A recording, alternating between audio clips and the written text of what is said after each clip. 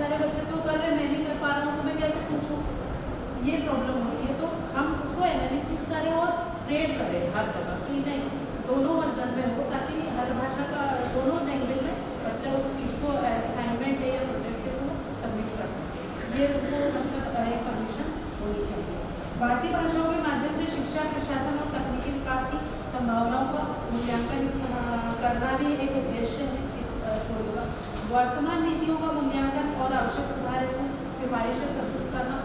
अगर हम बार बार किसी चीज़ को सिफारिश करते हैं तो एप्लीकेबल कहीं ना कहीं छोटे लेवल पे वो चीज़ें हो ही जाती हैं और धीरे धीरे फिर सब तक वो पहुँच जाती है।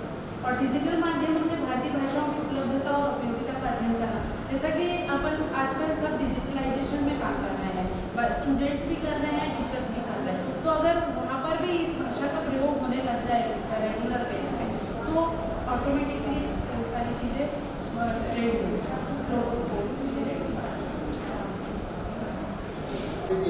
2020 भारत सरकार स्पेशली अभी जो अपने मुख्यमंत्री बने उन्होंने जो NEP 2020 को मध्य प्रदेश में पहली बार लॉन्च किया था, जो कि भारत का पहला राज्य था मध्य प्रदेश जिसने NEP 2020 को लागू किया था।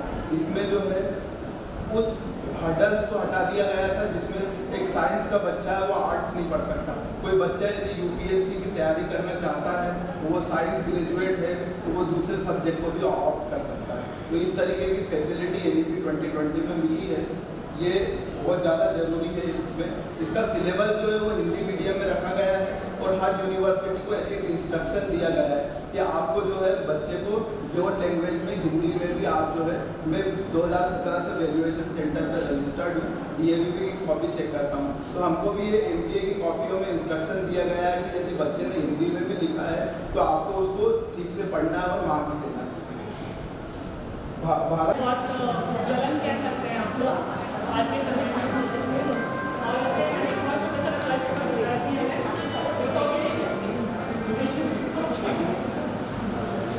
हम लोग समझते नहीं लेकिन डेटा की गोपनीयता बहुत अति आवश्यक है। जिसमें जब मैंने रिसर्च करना चालू किया तो मैंने आइडेंटिफाई किया कि जेंडर के बेस पे एंड इनकम के बेस पे इसकी सिंसियरिटी और जागरूकता जो है वो बहुत डिफरेंट लेवल पर काम करती है। कई सारे लोगों को अवेयरनेस भी नहीं है, जानकारी भी नहीं है कि हम अपने डेटा को कैसे प्रोटेक्ट कर सकते हैं। पद्धति जैसे जनरलाइज रहती है सबकी वैसे नहीं भी एक करके मेरे डेटा का निष्कर्ष ये निकला कि महिलाएं जो हैं वो डेटा सिक्योरिटी को लेकर ज़्यादा जागरूक है, वो बहुत इजीली ट्रैप में नहीं आती है। एंड मोस्ट इम्पॉर्टेंट जिनके पास पैसा ज़्यादा है वो उन्हें ज़्यादा इस चीज़ को कंसर्न है कि मेरा डेटा जो है वो इनसिक्योर तरीके से यूज़ तो नहीं होता है। व्यस्तम समय में से इस सेशन के लिए समय दिया और इस राष्ट्रीय संगोष्ठी में मैं सह अध्यक्ष डॉक्टर उत्तम जगताप सर का भी आभार व्यक्त करता हूँ। मैं संचालन करता डॉक्टर दीप्ति तलरेजा का भी आभार प्रकट करता हूँ और साथ में यहाँ उपस्थित सभी श्रोताओं का भी आभार प्रकट करता हूँ कि आपने इसमें भाग लिया और इस राष्ट्रीय संगोष्ठी को सफल बनाया। मैं आपको बताना चाहता हूँ कि इस तकनीकी सत्र में कुल 15 शोधपत्र प्राप्त हुए थे, जिसमें से 10 शोधपत्र आपके सामने प्रस्तुत किए गए और उन 10 शोधपत्रों का जो मुख्य निष्कर्ष बिंदु है वो आपके सामने है। प्राकृतिक भाषा प्रसंस्करण तकनीकों का उपयोग करते हुए बुद्धिमान कथावाचन मोड के विकास का प्रस्ताव, होटल प्रणाली के लिए एक भविष्यवादी समाधान देने के लिए पर्यावरण अनुकूल खाद्य वितरण प्रणाली, एक स्मार्ट GPS सक्षम मोबाइल एप्लीकेशन का प्रस्ताव, प्राकृतिक भाषा प्रसंस्करण तकनीक का उपयोग करते हुए डेटा सुरक्षा तकनीक एवं MSME उद्यमियों के कौशल विकास को बढ़ाने में स्थानीय भाषाओं की भूमिका, हिंदी भाषा आधारित रोजगार और नवाचार की वर्तमान स्थिति का विश्लेषण, संभावनाओं, चुनौतियों और समाधान की पहचान करना तथा हिंदी भाषा की आर्थिक उपयोगिता और तकनीकी नवाचार में भूमिका को उजागर करना, विश्व स्तरीय पर्यावरण प्रदूषण की समस्या में मानव जीवन शैली की महत्वपूर्ण भूमिका। आप सभी का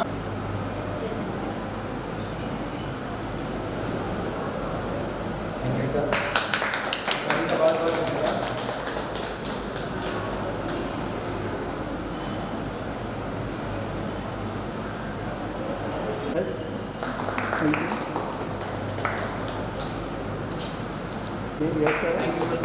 Thank you. Thank you so much sir. Vaishnav institute of management को बहुत बहुत साधुवाद देता हूँ, बहुत बधाई देता हूँ और उनकी पूरी टीम को बहुत बहुत बधाइयाँ देता हूँ कि आपने इतने अच्छे विषय पर इस संगोष्ठी जो AICTE द्वारा घोषित है उसके ऊपर आयोजित किया। एक जो मेरा छोटा सा ऑब्जर्वेशन था, कहीं ना कहीं पेपर्स को जो हमारे टॉपिक में थे कि किस प्रकार भारतीय भाषाओं का हमारे शिक्षा में सम्मिलित करने पर 2047 का जो माननीय प्रधानमंत्री जी का जो सपना है विकसित भारत का, उसे हम कैसे अचीव कर सकते हैं, उसे हम कैसे पा सकते हैं। थोड़ा सा ओरिएंटेशन हमारे पेपर्स का उस तरफ होता तो और ज़्यादा आनंद आता। पेपर्स की क्वालिटी काफ़ी अच्छी थी, समय के अभाव के कारण हम इतना समय नहीं दे पाए, तो उसके लिए मैं सभी जो पेपर प्रेजेंटर्स थे उनसे क्षमा चाहूँगा। लेकिन मेरा सिर्फ यही निवेदन होगा कि आप जो बहुत अच्छा काम कर रहे हैं उसको आगे बढ़ाते रहें और कहीं ना कहीं ओरिएंटेशन अपना विकसित भारत में किस प्रकार हम लोग भारतीय भाषाओं को अपने सम्मिलित करके, फ्रेंच को देखें वो फ्रांसीसी में ही बात करते हैं, उसी में पढ़ाई कराते हैं और वो हमें लड़ाकू विमान बेच रहे हैं, उनसे तकनीक में कई आगे हैं। जापानियों के साथ भी अगर हम देखें तो यही चीज़ है। तो जब वो देश अपनी मातृभाषाओं में शिक्षा का प्रचार प्रसार करके, शिक्षा का यूज़ करके, शिक्षा का उपयोग करके इतने आधुनिक हो सकते हैं, इतने विकसित हो सकते हैं, तो हम क्यों नहीं। और कहीं ना कहीं उन्होंने भी उसी समय अपनी यात्रा शुरू करी थी जिस समय हमने शुरू करी थी 1945-47 के आसपास। द्वितीय विश्व युद्ध में पूरा यूरोप तहस नहस हो गया था और हमें 47 में आज़ादी मिली थी। वो भी तहस नहस थे, हम भी तहस नहस ही निकले थे। वो आज कहाँ हैं और हम कहाँ हैं। कहीं ना कहीं अपनी भाषा में ही पढ़ाई करते हुए, लेकिन किस तरह से करवाना है, क्या ध्यान में रखना है, उनसे सीखते हुए हम 2047 में विकसित भारत की कल्पना को पूरा करेंगे, ऐसी मेरी आप सभी से आशा है। क्योंकि मैं और दवे साहब तो हम लोग तब तक हो सकता है तब तक रहें न रहें या इस हाल में रहेंगे कि कुछ कर न पाएँ, लेकिन आप सब यंग लोग हैं और आप लोगों को ही इस सड़क को आगे बढ़ाना है। धन्यवाद। मध्य प्रदेश भी एक राज्य है जहाँ हिंदी को आधिकारिक भाषा का दर्जा प्राप्त है। प्रस्तुत शोध पत्र मध्य प्रदेश में ई शासन प्रणाली में हिंदी भाषा की उपयोगिता पर आधारित है। शोध अध्ययन के मुख्य उद्देश्य को पूर्ण करने के लिए वित्तीय संस्थाओं का संकलन किया गया है।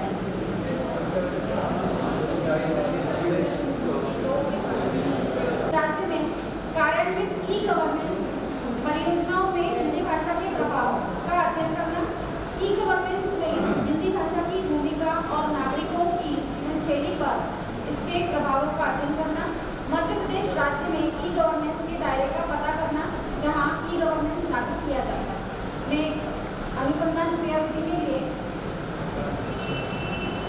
अनुसंधान क्रियाविधि की बात करें तो हमारा जो रिसर्च है मुख्यतः द्वितीयक डेटा स्रोत और सेकेंडरी डेटा से लिया गया है। अगर हम बात करें मेनली कि मध्य प्रदेश सरकार में क्या क्या चीज़ें चल रही हैं जो ई गवर्नेंस के थ्रू हैं, तो पहले हम बात करें SWK state wide area network की। तो पूरे राज्य में डेटा ध्वनि और वीडियो संचार के लिए स्टेट वाइड एरिया नेटवर्क की स्थापना की मध्य प्रदेश सरकार द्वारा, क्योंकि 53 जिले 272 तहसील और 313 ब्लॉकों में पूरे लगभग 3,08,000 स्क्वायर किलोमीटर मध्य प्रदेश का एरिया से पूरा कनेक्टिविटी फैलाने की बात है। इसके बाद करें कॉमन सर्विस सेंटर CSC। क्या गांव में जाना शहर की ओर पलायन हो रहा है। आज गांव वाला जो है किसानी भी कर रहा है, साथ में MP ऑनलाइन की दुकान भी लगा के बैठे और उसको अच्छी खासी जो है ई गवर्नेंस हिंदी भाषा में इम्प्लीमेंट करने के बाद में उसके प्रभाव, तो प्रभाव किस प्रकार से पता चलेगा। जब तक आपको डेटा नहीं पता है तो प्रभाव के बारे में बात नहीं कर सकते। तो ये रिसर्च पेपर अगर बताओ तो डेटा में पहले ही इतना सर, इसका एक छोटा सा एग्जाम्पल है। इसका प्रभाव ये है, यदि मेरे को ये ड्राइविंग लाइसेंस बनाना है, मैं क्या कर रहा हूँ, कहीं नहीं जा रहा हूँ, ऑफिस में नहीं जा रहा, मैंने अपना एक खोला और जो है ड्राइविंग लाइसेंस ये इसका तो आप इम्पैक्ट किस प्रकार के इम्पैक्ट किसी भी इम्प्लीमेंटेशन इम्पैक्ट होता है, तो impact is always measured by data statistical model वो डेटा है सर, लेकिन डेटा ठीक है थियोरेटिकली प्रपोजल वो कैसे थैंक यू लेकिन आप पूरा विकास नहीं कर पाते। आगे सर, मेरे जो अध्ययन के उद्देश्य थे हमारे वो ये थे कि हम स्थानीय भाषाओं की क्या भूमिका होती है हमें वो जानना था। हमें ये भी देखना था कि क्या क्या बाधाएं, क्या क्या चुनौतियाँ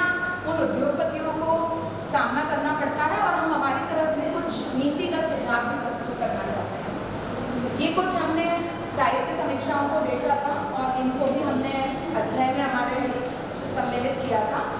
आगे सर। अब भाषा और समझ का संबंध जो है वो स्थानीय भाषा में जब वो समझते हैं तो उनके लिए उसको उपयोग करना ज़्यादा आसान होता है और उससे ज़्यादा प्रभावशाली जो है परिणाम देखने को मिलते हैं। और अगर वो भाषा की अगर प्रतिबद्धता आती है तो उनके लिए उसको समझना थोड़ा सा कठिन हो जाता है। प्रशिक्षण में स्थानीय भाषा अगर होती है तो ये भी इस बुक के उद्देश्य हैं तो वैदिक ग्रंथ में प्रबंधन के अवधारणाओं का अध्ययन, समकालीन सिद्धांतों की वैदिक दृष्टिकोण से तुलना, नैतिकता और कल्याण आधारित प्रबंधन सिद्धांतों के समावेश को लाना ताकि हम हमारे ज्ञान को सस्टेनेबल या लंबे समय तक चलने वाला बना सकें। इस शोध जो अभी तक जो शोध हुई है उनमें जो कमियां थी उनके बारे में बात करें तो पश्चिमी दृष्टिकोण में अधिक उपयोग भारतीय संबंध की उपेक्षा की गई है या भारतीय दर्शन की उपेक्षा की गई है, क्योंकि मैनेजमेंट में जितनी रिसर्च हुई है, जितनी शोध हुई है, उसमें ज़्यादातर उन्हीं आधारों पर हुई है जो वेस्टर्न ने हमें सेट कर दिए हैं, जो पहले से स्थापित कर दिए हैं। दूसरा, प्रबंधन शिक्षा में नैतिकता और सेवा भावना का अभाव तो नहीं कहें लेकिन कमी अवश्य मिलती है। तभी सिर्फ ये प्रॉफिट सेंटर्ड था या लाभ के तौर पर केंद्रित था। लाभ केंद्रित दृष्टिकोण से जन कल्याण और स्थायित्व की अनदेखी की गई थी। इसका उदाहरण यदि हम देखना चाहते हैं तो हम देख सकते हैं प्रोफेसर अमर सेन का जो कार्य था वो लोक जन कल्याण पर भी आधारित था, जिसे बाद में नोबेल पुरस्कार से सम्मानित किया गया। शोध पद्धति में ये गुणात्मक, तुलनात्मक और वर्णनात्मक आधार पर से तैयार किया गया है। 4 प्रमुख स्तंभ जो दर्शाते हैं युवा, गरीब, महिला और किसान, हम ट्रेडिशन, टेक्नोलॉजी, टैलेंट और ट्रेनिंग पर फोकस कर रहे हैं। ऐतिहासिक परिप्रेक्ष्य, त्रिभाषा सूत्र। स्वतंत्र भारत में भाषाई नीति की नींव कोठारी आयोग सन 1974 से 1966 की सिफारिशों पर रखी गई, जिसका परिणाम स्वरूप 1968 में राष्ट्रीय शिक्षा नीति के तहत त्रिभाषा सूत्र को अपनाया गया। इस सूत्र का उद्देश्य राष्ट्रीय एकता को बढ़ावा देना, क्षेत्रीय भाषाओं की पहचान को बनाए रखना और वैश्विक संसार के लिए खिड़की प्रदान करता है। इसके तहत यह प्रावधान किया गया हिंदी भाषा राज्यों में हिंदी, अंग्रेजी और एक आधुनिक भारतीय भाषा अधिमानतः दक्षिण भारत की कोई भाषा का अध्ययन। द्वितीय, गैर हिंदी भाषा राज्यों में क्षेत्रीय भाषा हिंदी और अंग्रेजी का अध्ययन। राष्ट्रीय शिक्षा नीति 2020 का लचीला त्रिभाषा सूत्र। एनईपी 2020 ने त्रिभाषा सूत्र को समाप्त नहीं किया बल्कि इसे अधिक लचीला और प्रासंगिक बनाया। यह नीति किसी भी भाषा को थोपने का विरोध करती है और राज्यों, क्षेत्रों और छात्रों को स्वयं भाषा चुनने की अधिक स्वायत्तता प्रदान करती है। इसका उद्देश्य यह सुनिश्चित करता है कि छात्र कम से कम 2 भारतीय भाषाओं से परिचित हों, जिससे राष्ट्रीय एकता और सांस्कृतिक आदान प्रदान को बढ़ावा मिले, लेकिन यह प्रक्रिया दमनकारी न हो। भारतीय बल्कि यह एक ऐसा कदम है जिसकी बहुआयामी और दूरगामी कर दीजिए। मैं आपको बता देता हूं क्या 17 से ऊपर रिसर्च पेपर आपको शेयर करूंगी। नहीं, नर्वस सिस्टम इज डिफरेंट। इसमें कुंडलिनी शक्ति ने कैसे काम किया? कुंडलिनी शक्ति, कुंडलिनी है मैडम। मेरे टॉपिक में कुंडलिनी शक्ति है। कुंडलिनी शक्ति के लेकर हम पोटेंशियल एनर्जी नहीं बोल सकते हैं, उसको लेकर हम काइनेटिक एनर्जी नहीं बोल सकते। That is not kinetic energy, that is not potential energy. हमारी ह्यूमन बॉडी के अंदर पोटेंशियल एनर्जी, बिकॉज ये मस्कुलर एनर्जी कन्वर्ट होता है। ये साइंस अलग है, ये साइंस अलग है। हमारी ज्ञान परंपरा में जो वर्ण जो दिए हैं उसको पैरेलल कुछ नहीं है। स्पिरिचुअलिटी कोई अब प्रसाद कोई अंग्रेज में कुछ नहीं ढूंढ पाएंगे।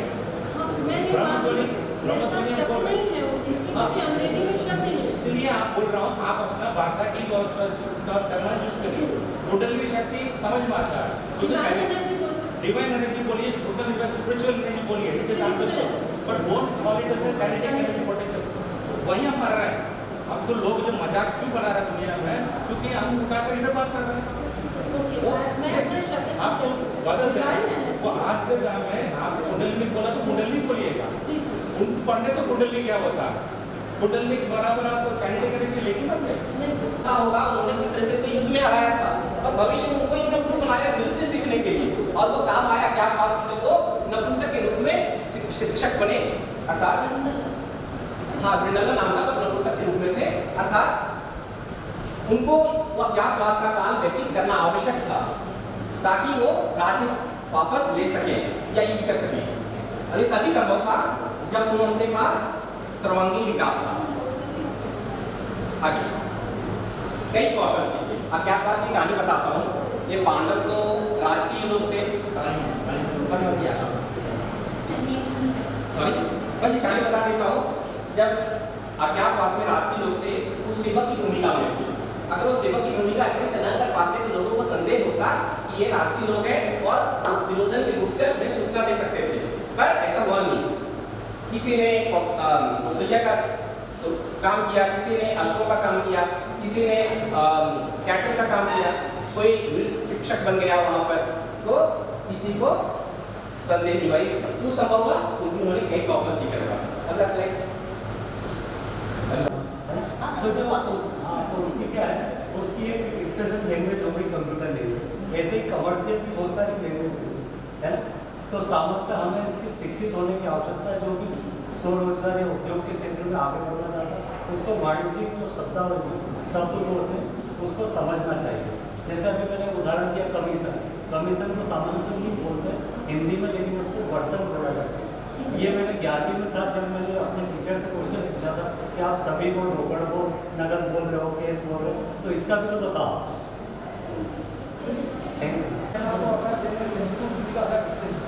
लेकिन उसके उद्देश्य वो दर्शक अलग अलग होते हैं। भारत में हिंदी पत्रकारिता का एक लंबा इतिहास रहा है और यह भारतीय भाषा में पत्रकारिता के क्षेत्र में एक प्रमुख शक्ति बनी हुई है।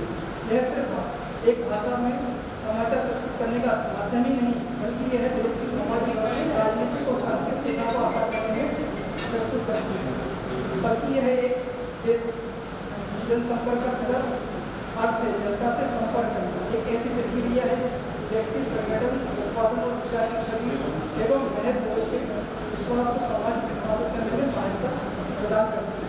यह संचार संप्रेषण का एक महत्वपूर्ण है जो व्यक्ति, संगठन और उसके संबंधित लोगों के बीच संपर्क स्थापित करता है।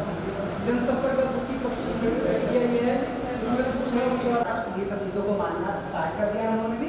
जब अपने कोई ऑफिस का उद्घाटन करना हो या कोई नया प्रोजेक्ट लॉन्च करना हो या किसी नए प्रोजेक्ट के लिए हमको एक्सपांशन करना हो, किसी क्लाइंट से मीटिंग करनी हो, तो हम लोग शुभ मुहूर्त देखते हैं और उनको हम लोग उसके बेसिस पे हम लोग अपनी मीटिंग्स को शेड्यूल करते हैं। तो आज की पसंदीदा ये है कि जब हम डिजिटलीकरण युग में जा रहे हैं, AI बेस्ड युग में जा रहे हैं, क्या शुभ मुहूर्त उतना ही प्रासंगिक है? क्या अभी भी उसका इतनी ज़्यादा वैल्यू है?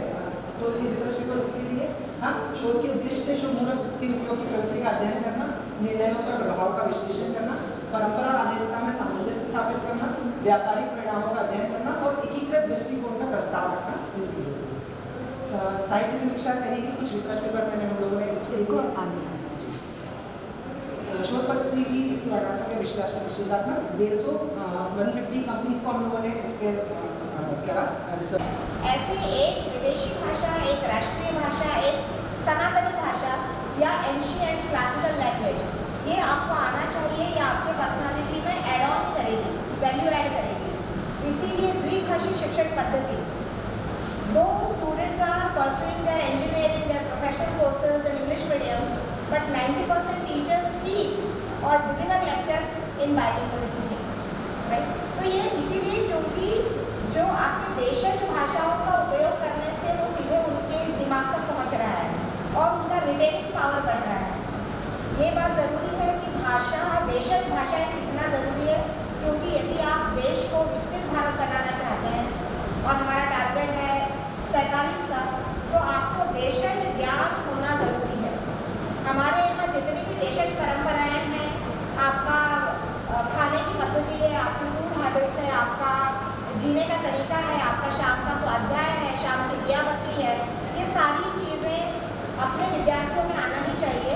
और वो सारी चीज़ें प्रैक्टिस से, आप शिक्षण पद्धति से टीचिंग काल की अर्थव्यवस्थाओं के बारे में बात करें, आधुनिक अर्थव्यवस्थाओं के बारे में बात करें, बिना कर के कोई भी अर्थव्यवस्था जीवित नहीं रह सकती। इसलिए लाइफ ब्लड कह सकते हैं, जीवन रक्त कह सकते हैं उस अर्थव्यवस्था का। तो इस आलेख के माध्यम से मैंने पूरे शोध पत्र को यूँ कहिए कि जो कराधान इस पूरे शोध पत्र को मैंने काल के आधार पर अलग अलग भागों में बांटा है। जैसा मैंने प्रारंभ में बताया आपको कि काल के आधार पर बांटने का मतलब बिल्कुल वैदिक युग से वैदिक काल से लेकर प्राचीन सभ्यता से लेकर सिंधु घाटी की सभ्यता के बारे में भी बात करूँगा मैं थोड़ी सी। आज अभी हम 2025 में बैठे हैं तो आर्थिक भौतिक का माध्यम से एक पीढ़ी से दूसरी पीढ़ी को हस्तांतरित किया है। ये परंपराएं लिखित रूप में नहीं है, पर इनमें ज्ञान, इतिहास, मूल्य, जीवन दर्शन अत्यंत मूल्यवान है। आधुनिक और तकनीकी युग में इस मौखिक परंपराओं को लुप्त होने से बचाए जाना एक गंभीर विषय है। अतः ये संरक्षित करने और अगली पीढ़ी में पहुंचाने के लिए पुस्तकालयों का एक अहम भूमिका है। पुस्तकालय में विभिन्न संस्कृतियों से संबंधित पुस्तकों को, पांडुलिपियों को, समाचार पत्रों को, दृश्य श्रव्य सामग्री को एकत्र कर एक सशक्त सूचना तंत्र विकसित कर परंपराओं को समझने एवं भावी पीढ़ी तक पहुंचाने में बहुमूल्य योगदान प्रदान करते हैं। ये मौखिक परंपराएं भाषा के माध्यम से क्योंकि बहुत सारे सर्जरी के केसेस जो है वो बाद में और बढ़ जाते हैं जनरली, और ये रिपोर्ट जो ऐसी कहती है गूगल की हो गई थी 45% लोगों की सर्जरी कभी सक्सेसफुल होती ही नहीं। तो इसके लिए यौगिक समाधान है जो हमारे हड्डियों प्रतिपिका श्री स्वात्माराम जी ने दिया हुआ है ग्रंथ, उससे हमने कुछ आसन निकाले हैं जिन आसनों से आप आपकी स्पाइन को हेल्दी रख सकते हो और सशक्त बना सकते हो। तो उसमें जो 3 तरह की चीज़ें बताई गई है, जिसमें आसन है, प्राणायाम है और ध्यान है, वो तीनों आपके बॉडी के ऊपर एक होलिस्टिकली अप्रोच के साथ काम करेंगे और आप सही करेंगे। इसके कारण उन्होंने कुछ इसलिए जो हम दोनों पिछले 4-5 सालों से योग चिकित्सा का काम कर रहे हैं इंडिपेंडेंटली पेशेंट के ऊपर। तो हमारे जो 30 पेशेंट हैं जो हमने देखे हैं हमारे डेटा से, उसमें 30 पेशेंट जिनकी एज 20 से लेकर 50 के बीच में थी, इनको जो नॉर्मल दिक्कत थी कमर में और गले में, तो इनको हमने ठीक किया है 6 सप्ताह तक। ऑलमोस्ट 1.5 महीने तक हमने इनको थेरेपी दी है। अब एक पूरा शेड्यूल बना के जिसमें रोज की क्लासेस 40 से 45 मिनट रहती थी और एक योग चिकित्सक के गाइडेंस में चलती थी, मतलब देख रेख भी चलती थी। नेक्स्ट, इसमें ये आसन है, ये आसन हमने करवाए थे सारे। स्टार्टिंग में हम सपोर्ट से आसन करवाते थे, फिर जैसे उनकी फ्लेक्सिबिलिटी सही होती थी में कैसी होनी चाहिए। तो सभी प्रतिभागियों ने अपने उद्बोधन में ये तो कहा कि जो नई राष्ट्रीय शिक्षा नीति है ना, वो 2020 जो है वो बहुत ज़रूरी है, सारगर्भित है और कई नए सारे प्रयास भी उसमें किए जा रहे हैं, क्योंकि उसमें त्रिभाषा सूत्र, फॉर्मूला सूत्र है। ये बात बहुत सटीक लगती है। और जब हम अपनी संस्कृति को देखते हैं तो संस्कृति और भाषा ये 2 चीज़ें ऐसी होती हैं जिससे कोई देश पहचाना जाता है। यदि हम देखें, पहले जब हम हमारी केवल मातृभाषा का प्रयोग करते थे तब हम अंग्रेजी नहीं बोलते थे, तब हम विश्व गुरु थे, ठीक है, क्यों? क्योंकि उसी में हम प्रयोग करते हैं। और आज आप देखो जितने उन्नत देश हैं, चाहे आप चीन की बात कर लो, चाहे आप स्विट्ज़रलैंड की बात कर लो, जर्मनी की बात कर लो, जितने उन्नत देश हैं सब अपने भाषा में ही क्या करते हैं, आदान प्रदान करते हैं। वो आपके समान ना तो दूसरी भाषा को सीखना चाहते हैं और न करते हैं, तो आप उनका देखा देखी क्या करने लगते हैं कि आप उनके जैसे बन जाते हैं। जब आप जापान जाते हैं तो आप आजकल आप क्या करते हो कि ऐप पे पहले जापानी भाषा को डाउनलोड कर लेते हो और जब वहाँ जाते हो तो मोबाइल वाले को या ऑटो वाले को या जो भी लोकल ट्रांसपोर्ट होता है उसको दिखा देते हो कि भाई ये हम बोलना चाहते हैं, जैसे वियतनाम वगैरह में आप जाते हैं। तो मेरा कहने का मतलब है, यदि आप हिंदी की प्रगति चाहते हैं, भारत की प्रगति चाहते हैं और वाकई में भारत को विकसित राष्ट्र बनाना चाहते हैं, है ना, तो इसको एक चुनौती मानकर आगे बढ़िए। भारतीय भाषाओं को जितना आप प्रचार प्रसार करेंगे उतना ज़्यादा भारत, हमारी संस्कृति हमारी स्थापित होगी। तो यदि विश्व में भी हम अपनी भारतीय संस्कृति का सिक्का जमाना चाहते हैं, जिसकी हमने शुरुआत कर दी, तो बहुत ज़्यादा जरूरी है कि हमको भारतीय भाषाओं को प्रधानता देनी होगी और केवल बोलने में नहीं, हमें वाकई में उसको प्रयोग में भी लाना पड़ेगा। हम हिंदी बोलें और हिंदी गर्व करें। जब विवेकानंद जी ने अपने उद्बोधन में बाहर जाके, विवेकानंद जी रहे, अटल बिहारी वाजपेयी रहे, उनको सब हिंदी में सुनते थे, तो हम सबको क्यों हिंदी में नहीं सुनेंगे? हमें आता ही नहीं है, ये सोचो। तो आप जब भारतीय भाषाओं में विशेषकर जब आप हिंदी की बात करते हैं या आप अपनी स्थानीय भाषा की बात करते हैं, तो स्थानीय भाषा की वैचारिक क्षमता या वो तभी विकसित होगी जब आप उसका प्रयोग करेंगे। तो बहुत अच्छा है, एक बार मुझे बुलाने के लिए वैष्णव इंस्टीट्यूट को बहुत बहुत बहुत धन्यवाद, साधुवाद कि उन्होंने मुझे यहाँ पे अध्यक्ष के तौर पे स्वीकारा। धन्यवाद।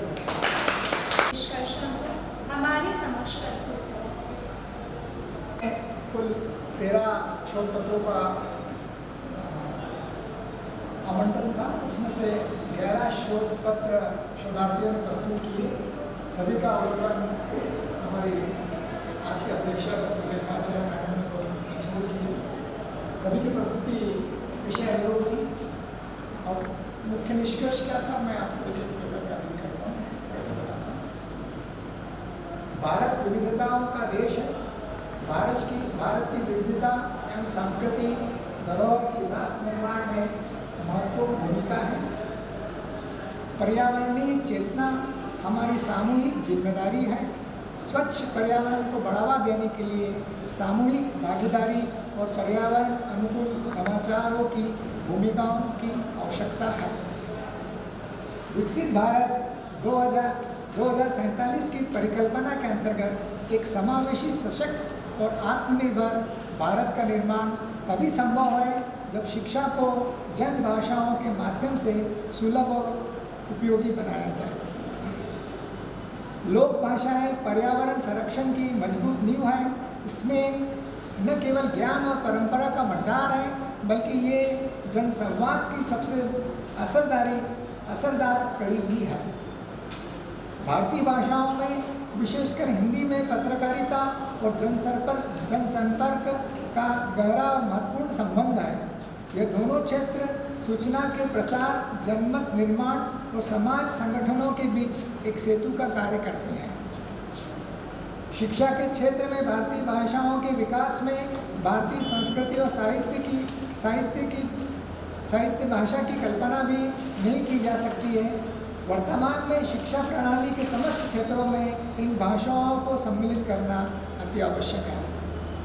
भारतीय धर्म ग्रंथ रामायण, भगवद गीता एवं साहित्य में निहित शिक्षाओं का सतत विकास में योगदान एवं भूमिका का वर्णन किया गया है। शुभ मुहूर्त एक धार्मिक आस्था है जो भारतीय प्रबंधन प्रणाली में आधुनिकता और परंपरा के बीच संतुलन स्थापित करता है। धन्यवाद। कार्यकारिणी समिति की सदस्य की वे सत्र अध्यक्ष डॉक्टर रेखा आचार्य का अभिनंदन करते हुए उन्हें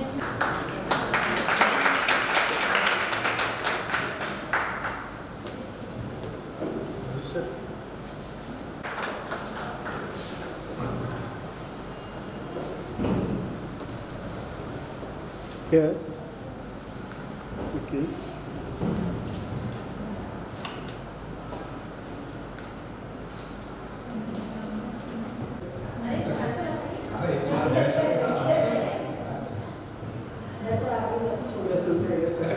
Yes.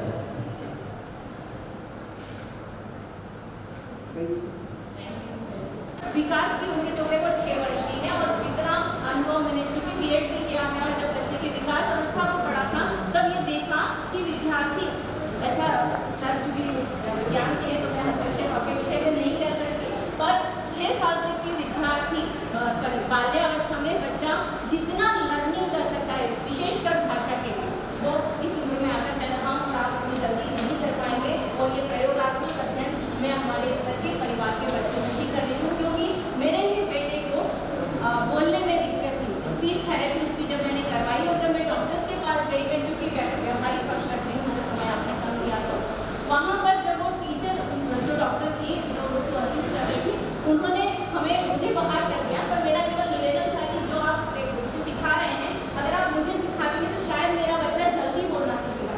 5 साल में मेरे बच्चे ने बोलना सीखा था, लेकिन कारण वो बोलता था संकेत से, है ना, बोलना आप कहेंगे कि सांकेतिक भाषा व्याकरणिक दृष्टि से बोलने में अकॉर्डिंग आप 20% अपने फ्यूचर पर्सपेक्टिव के लिए निकालते हैं।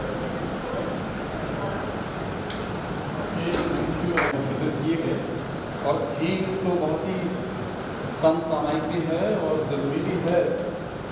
जैसा कि मैं इस पर पढ़ रहा था, भारत की वास्तविक प्रगति के लिए शिक्षा में भारतीय भाषाओं को सम्मिलित करने की आवश्यकता। तो भारतीय भाषाएं ये मैं आपको शेयर करना चाहूँगा। पहले हम बोलते थे रीजनल लैंग्वेजेस, अभी भारत सरकार की तरफ से भी आ गया है कि वो प्रादेशिक भाषाएं ना होकर के उनको अदर इंडियन लैंग्वेजेस कह करके बोला जाए, ऐसा बताया। और ये बात सही है कि भाषा हम सबको जोड़ती है और हमारा देश जो है वो इतना विविधताओं से भरा हुआ है, जहाँ पर इतनी भाषाएं हैं, बोलियाँ हैं, डायलेक्ट जो बोलते हैं, लैंग्वेज हैं, और उसके आधार पर अगर हम मेजर बात करें तो हिंदी तो सेंट्रल इंडिया तक ही सीमित रह जाती है। मध्य प्रदेश, बिहार, उत्तर प्रदेश, राजस्थान, ये 4 स्टेट हैं जहाँ पर हिंदी की बात होती है। और भाषा व्यक्ति की पहचान भी है, संस्कृति भी है। और आप मुझे कहने की जरूरत नहीं है कि भाषा के नाम पर आजकल आप देखते हैं कितनी सारी कंट्रोवर्सीज भी हुई हैं। लेकिन हम अपने उच्च शिक्षा के उसमें अगर सीमित करके देखें तो चूँकि मैं मूक्स भी बनाता हूँ, नेशनल ओपन ऑनलाइन कोर्सेज, तो अभी तक ये जितने भी मूक्स जो स्वयं पोर्टल पर अवेलेबल हैं वो सारे के सारे ज़्यादातर इंग्लिश में। पर चूँकि जब ये चूँकि भारत सरकार का और मिनिस्ट्री एजुकेशन जो है, शिक्षा मंत्रालय की बहुत अच्छी पहल है इसको लेकर के कि वो सारे national open online courses Hindi में या अदर इंडियन लैंग्वेजेस में, चाहे वो 8 भाषाएं उन्होंने चिन्हित की, उसमें बंगाली है, उसमें मराठी है, उड़िया है, हिंदी तो खैर है ही है, तो उस पर भी काम हम लोगों ने करा। और मेरे अपने केंद्र में लगभग करीब कई सारे कोर्सेज को हिंदी में डब किया, ट्रांसलेट किया, क्योंकि ये बिल्कुल सही है कि इंग्लिश उससे पीछा भी नहीं छुड़ा सकते आप, लेकिन आवश्यकता इस बात की है कि दूसरी जो भारतीय भाषाएं हैं उनको भी उचित सम्मान मिलना चाहिए और उनका उपयोग, क्योंकि हमारे यहाँ ये समस्या है टेक्निकल उसकी अगर हम बात करें, जैसे मध्य प्रदेश में अगर हम देखें तो मध्य प्रदेश पहला प्रदेश है जिसने चिकित्सा का जो पाठ्यक्रम है वो हिंदी में, मध्य प्रदेश ने NEP जो है सबसे पहले लागू की। तो भारतीय भाषाओं में खास करके हमारी हिंदी बेल्ट है तो उसमें हिंदी का प्रयोग होना चाहिए और उच्च शिक्षा में तो बेहद ज़रूरी है, क्योंकि बहुत सारी चीज़ें ऐसी हैं जो आप एकदम ये उम्मीद करें कि इंग्लिश या दूसरी भाषाओं में हो और वो बच्चा समझ ले, उसकी जो लर्निंग है, उसकी जो समझ है कॉम्प्रिहेंसिव उस तरीके से हो, ये संभव नहीं हो पाता है। मुझे लगता है इस दिशा में बहुत अच्छा ये एक पहल है। मैं धन्यवाद देना चाहूँगा जो प्रायोजक हैं और जिन्होंने आयोजक हैं उन सभी लोगों को कि उन्होंने इस थीम के अंतर्गत एक नेशनल कॉन्फ्रेंस आयोजित की। और बाकी भारत की अगर वास्तविक प्रगति की हम बात करें तो वो भारतीय भाषाओं में अभी बहुत अच्छे पेपर्स भी यहाँ पर डिस्कस किए गए। और जैसे झाबुआ वाला जो जिक्र किया गया था, मुझे नहीं पता किसने करा था, तो झाबुआ में मैं खुद शूट करने गया। भाषा तो जो है वो है, उसका जो वैल्यू सिस्टम है, उन दिनों में जब शूट कर रहा था तो एक व्यक्ति धनुष और तीर वहाँ इस्तेमाल होता था। अब चीज़ें बदल गई हैं क्योंकि ग्लोबल विलेज हो गया है, सारी चीज़ें मीडिया का इसमें अभी मैं आऊँगा, मीडिया का बड़ा अलग तरीके का रोल है। तो वो जो व्यक्ति था जो धनुष और तीर चला रहा था उसने अंगूठे का इस्तेमाल नहीं करा, तो तीर को ऐसे खींच रहा। उन्होंने उससे पूछा ऐसा क्यों, तो उसने बताया नहीं हमारे यहाँ शाप। क्यों शाप है? क्योंकि वो अपने आप को एकलव्य की संतान वंशज मानते हैं और एकलव्य का अंगूठा वंश आपने ले लिया। तो आप देखिए वो वैल्यू सिस्टम कहाँ से चलता चला आ रहा है। वैल्यूज, भाषा, उनको जैसा कि वो जो दूसरा एक पेपर था आपका लाइब्रेरी वाला जिसमें आपने जिक्र किया, उन सारी वैल्यूज़ को संग्रहित करता है, एक जगह पहुंचाती है, लेकिन वो भाषा कौन सी हो ताकि समझ में आ सके, तरीके से समझ सकें, अंदर उसको अडॉप्ट कर पाए। आज भी हमारे देश में आप यकीन करिए जो अंडमान निकोबार अगर आप चले जाएँ तो वहाँ पर कई ट्राइब्स ऐसी हैं, वो सेंटलीस है, वो जरवा है, उंगी है, जिनकी भाषा डिकोड ही नहीं की जा सकती। हम सुपर कंप्यूटर्स की बात कर रहे हैं और आज भी उनकी कोई भाषा डिकोड की ही नहीं गई है। वो जंगलों में रहते हैं, ट्राइब हैं, सुनामी आई तो लगा सारे के सारे खत्म हो जाएंगे, पर देखा उन्होंने अपने आप को ऐसा एडजस्ट कर लिया है नेचर के साथ कि उनको कोई परवाह नहीं। तो अभी भी बहुत काम किया जाना बाकी है और भाषा को जोड़ती है।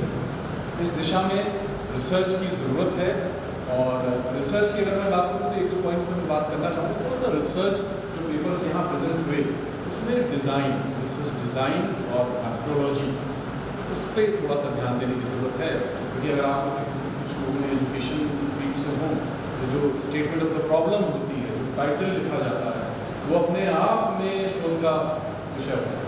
उसको लिखते वक्त बहुत सोच समझ करके, क्योंकि वो अपने आप में बहुत सारी चीज़ें बता देता है। तो जब हम कोई भी रिसर्च डिज़ाइन करते हैं, मैथडोलॉजी का थोड़ा सा प्रॉपर ध्यान रखें। सिर्फ सर्वे, सिर्फ क्योंकि क्वालिटेटिव रिसर्च होती है, क्वांटिटेटिव रिसर्च होती है, आपको का तमाम तरीके की रिसर्च है, तो हम थोड़ा सा और मेटिकुलसली उस पर काम करें। और मैंने देखा इसमें कई सारे लोग PhD होल्डर्स हैं जो मेरे ख्याल से बाकी लोग PhD परस्यू भी कर रहे हैं, तो वो जब PhD करेंगे तो और उसमें हमें सीखने को। बहरहाल आप सभी लोगों को बहुत बहुत धन्यवाद, बहुत बहुत शुभकामनाएं कि बहुत अच्छे पेपर्स यहाँ पर मुझे देखने को मिले। Thank you.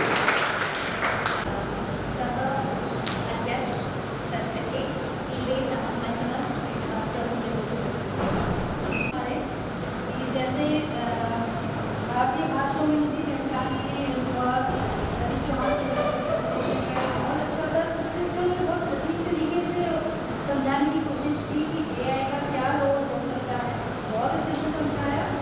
प्रेजेंटेशन ऐसे ही होना चाहिए, पेपर तो बहुत ही रहता है, क्योंकि हम लोग कॉन्फ्रेंस में तैयार करते हैं तो हमारी बहुत सारी चीज़ें बाकी रहती है, कंस्ट्रक्टिव फीडबैक के बाद हम पूरी करते हैं। आप जितने अच्छे से प्रेजेंट करते हैं वो भी इम्पोर्टेंट रहता है। ज्योति जायसवाल मैडम ने भाषा के माध्यम से शिक्षा को सशक्त बनाना, इसमें जो प्रेजेंटेशन दिया है इसमें अच्छे से विचार व्यक्त किए हैं अपने।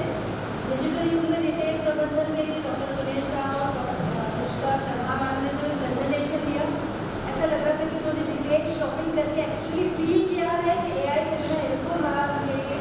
बहुत अच्छे से प्रेजेंट किया।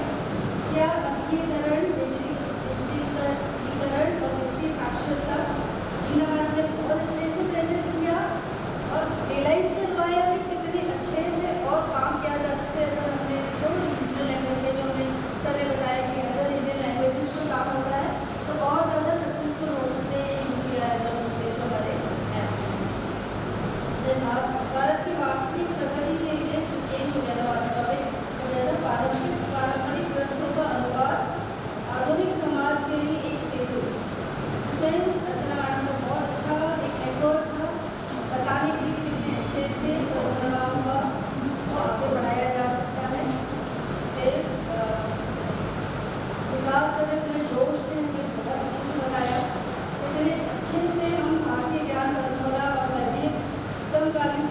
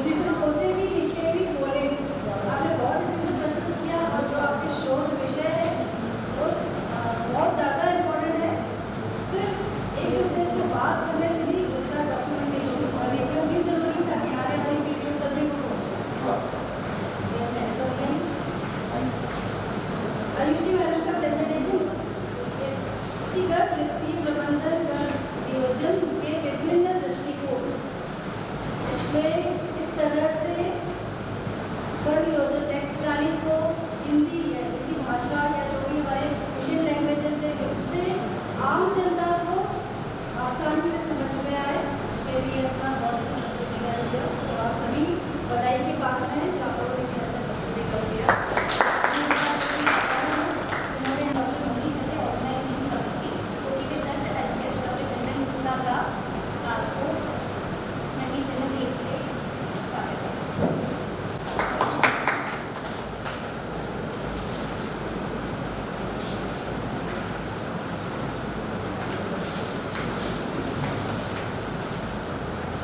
Yes. Yes.